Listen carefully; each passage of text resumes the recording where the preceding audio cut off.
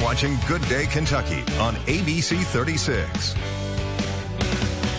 All right, welcome back. Well, every year, March is designated Women's History Month by presidential proclamation. The month is set aside to honor women's contributions in American history. Here to tell us all about that and what the Lexington Public Library has going on throughout the month in celebration is our good friend Ann Donworth from the Lexington Public Library System. Good to see you this morning. Good morning. What is with these women?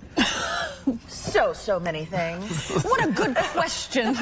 Excellent. That is a loaded question from where you sit this morning. Exactly right. What do you mean by that question? Well, I don't know. But no, I did not know this, that March is Women's History Month. Yeah. Yes. Okay. So this month we're celebrating it a little bit differently. So what we're doing this month is to highlight women who are in non-traditional female roles. Okay. So we're having a Girls Who Blank series this month. So we're going to highlight women who are in traditionally male-dominated fields. So things like the police force. We have someone who's going to come talk about lie detectors through the police force. We have a welder, female welder. Wow. A female tattoo artist. So all kinds of different careers. Again, this is kind of part of our series where we're trying to teach kids and teens about different career paths, but in this way highlighting women who are doing things that people wouldn't expect. So it's a fun way to learn. It is a fun way to learn about that and learn different career paths, but it's also cool to hear the story of why did you choose to do something that you said was traditionally more, male-centered role, but now it's like, no, it can be for women too. It can be for everything. It's cool to hear those stories and women who have kind of leapt out and been like, no, I'm going to do this. But they talk about the challenges and the rewards. Exactly.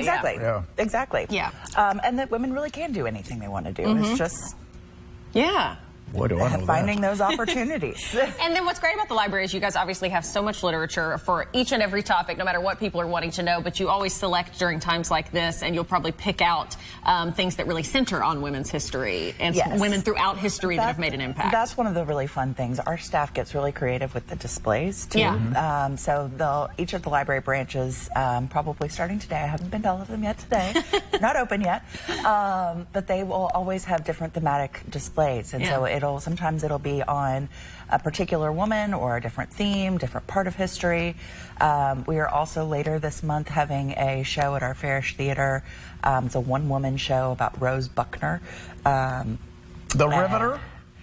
That is a different Riveter. Oh. This is why you need to pay attention during Women's History Month. I know. Well, this is a local story, but it was a woman who...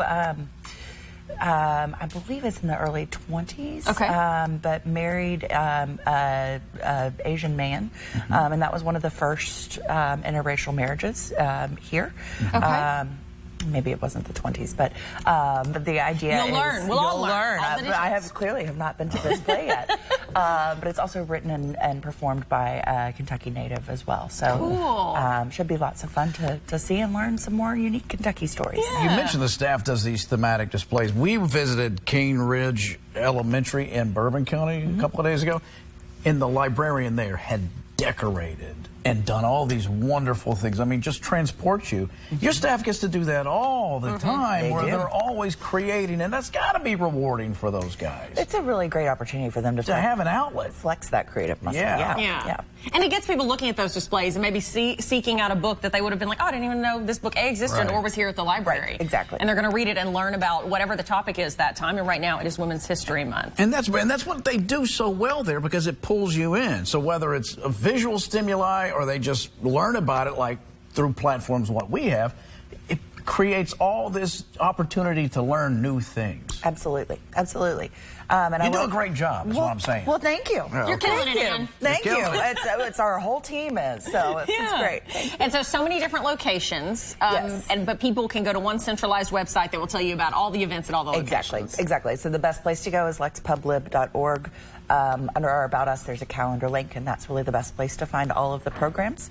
I will say, starting today, we are also, the Makerspace is going to be open every Wednesday, so that's at the East Side branch in particular. Take advantage of that. Okay. From 1 to 6:30. So that's a really great, speaking of flexing that creative muscle, that's the place we have where you can kind of come in and use a Cricut press, or not Cricut press, that's a different thing, but use a Cricut machine, laser printer for poster sized, there's a tabletop kiln, but all of these different creative things to come and experiment. One of the most fun phrases in the world to say is lexpublib.org. Lexpublib.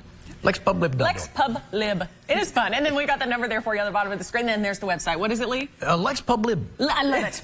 Okay, Anne, good to see you as always. Thank you so much. Thank you. Celebrate Women's History Month at the Lexington Public Library. Head to that website for more information. Stay with us. You're watching Good Day Kentucky. We'll be right back.